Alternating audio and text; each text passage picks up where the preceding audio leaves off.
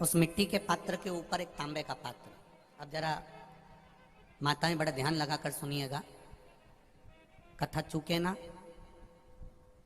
आपको 10 जगह जाकर सिर नवाने की जरूरत ना पड़े, एक महादेव के चरणों से ही आपका आनंद सुख प्राप्त हो जाए। एक मट्टी का पात्र, और मट्टी का अगर कोई कलश है छोटा सा, उस कलश के ऊपर तांबे का कलश।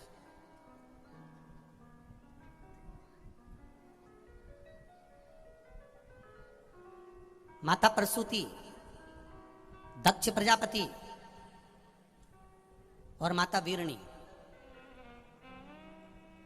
इन तीनों का स्मरण कर कर जो बड़ के पेड़ के नीचे जो शिवलिंग हो, बड़ के पेड़ के नीचे जो शिवलिंग विराजमान हो, चाहे वो ओटले पर हो, चाहे वो पत्थर का हो, चाहे वो सीमेंट का हो, चाहे वो कंकर का हो, चाहे वो मार्बल का हो, चाहे वो जिस भी चीज का हो, बड़ के पेड़ के नीचे जो शिवलिंग हो, उसमें सीधे जब आप कलश लेकर जाएंगे तो मिट्टी का पात्र, उसके ऊपर तांबे का पात्र भरा हुआ, दोनों को एक साथ पकड़ कर ले जाएंगे। पर जब आप शिवलिंग पर दक्ष प्रजापति, प्रसूति और वीरणी, इन तीनों का नाम लेकर सीधे हाथ में मट्टी का पात्र और उल्टे हाथ में तांबे का पात्र लेकर धीरे धीरे शिवलिंग पर जल समर्पित करेंगे, और उस जल का पान उसी बट वृक्ष के नीचे दोनों पति पत्नी अगर पान कर लेते हैं और संतान की कामना कर लेते हैं, तो भी मेरा महादेव संतान प्रदान करता ही करता।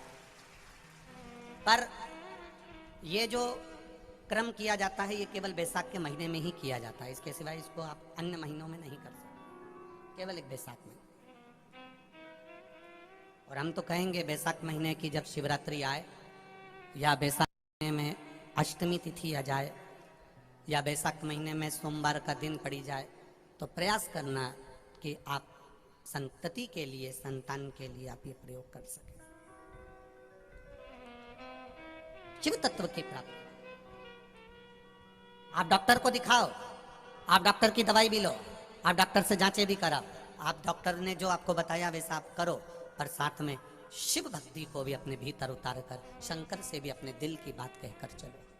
प्रजापति वीरण की पुत्री आसकनी, ये वही कन्या है, ये वही कन्या है जिस नारी का रजोधर्म से जुड़ा हुआ जो भी तकलीफ होती है, केवल हाथ में जल लेकर, आसकनी का नाम लेकर भी वो पान कर लेती है, तो रजोधर्म से जुड़े हुए सारे दुख, कहते हैं कि गर्भ में, गर्भाशय में अगर गांठ भी पड़ गई है और डॉक्टर कह रहा है कि बच्चादानी में गांठ है, गर्भाशय में गांठ है और इसका ऑपरेशन होना जरूरी है, आसकनी दक्ष प्रजापति की पहली पत्नी का मात्र स्मरण कर कर अगर आचमन पानी का कर लिया जाए तो गांठ भी गर्भाशय की गलना प्रारंभ हो जाती है। ये वो नाम, ये वो शब्द है। हम आसकनी का नाम भी नहीं बोल सकते, तो इसी आसकनी का एक नाम है वीरणी। क्या नाम है? वीरणी। इसी का नाम आसकनी का ही एक नाम, क्योंकि प्रजापति वीरण की पुत्री है, तो इसलिए यह आसकनी का एक नाम है वीरणी।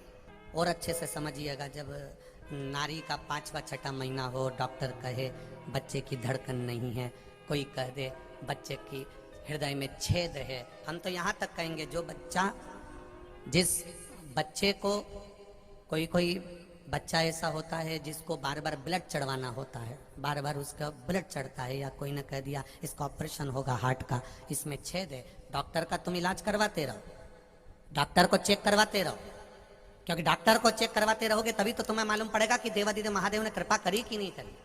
और अगर डॉक्टर के यहाँ जाना छोड़ दोगे तो बताएगा कौन तुमको।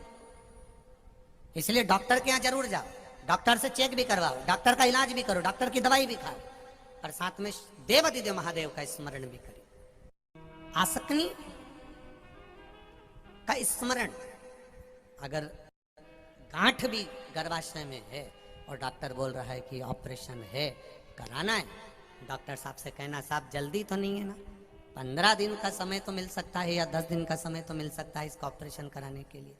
फिर आसकनी का नाम लेकर शिव जी के शिवलिंग पर जब हम बेलपत्र समर्पित करें, तो ये डंडी का मुख जब हम शिव जी को चढ़ाते हैं तो इस डंडी का मुख हमेशा हम उधर रखते हैं। अब की बार आसकनी का नाम लेकर जब हम शंकर भगवान को बेलपत्र समर्पित करेंगे तो ये डंडी का मुख शिवलिंग पर अपनी ओर रखेंगे, और उसी बेलपत्र को चढ़ाकर जल समर्पित कर कर, आचमन कर कर, उसी बेलपत्र को लाकर घर के द्वार को पूरा खोलकर घर के अंदर प्रवेश कर कर घर के बाहर स्मरण को, शिव को याद करते हुए उस बेलपत्र को चबा चबा कर खाना प्रारंभ करिए। 10 दिन मांगिए आप कि 10 दिन के बाद मैं ऑपरेशन कराऊंगी, मना नहीं, पर एक बार मैं मेरे महादेव का नाम का स्मरण करना चाहती हूँ, एक बार शिव तत्व को जान। क्या नाम है?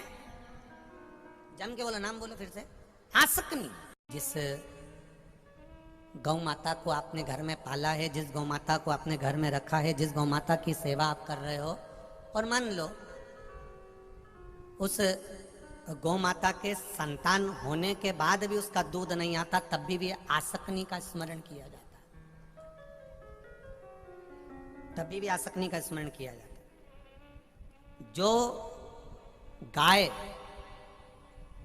गर्भ से नहीं होती है, जो गाय का गर्भ नहीं ठहरता, बहुत बार इलाज करवाया, सब कुछ करवाया, तो भी गाय का गर्भ नहीं ठहरता, तो भी आसकनी का स्मरण किया जाता। ये आसकनी कोई साधारण नहीं है, स्त्रियों के लिए, नारियों के लिए ये एक औषधि का कार्य करती है। ये वीरणी, दक्ष प्रजापति की पहली पत्नी, ये नारी के लिए औषधि का मूल है। ये वीरणी, ये आसकनी नारियों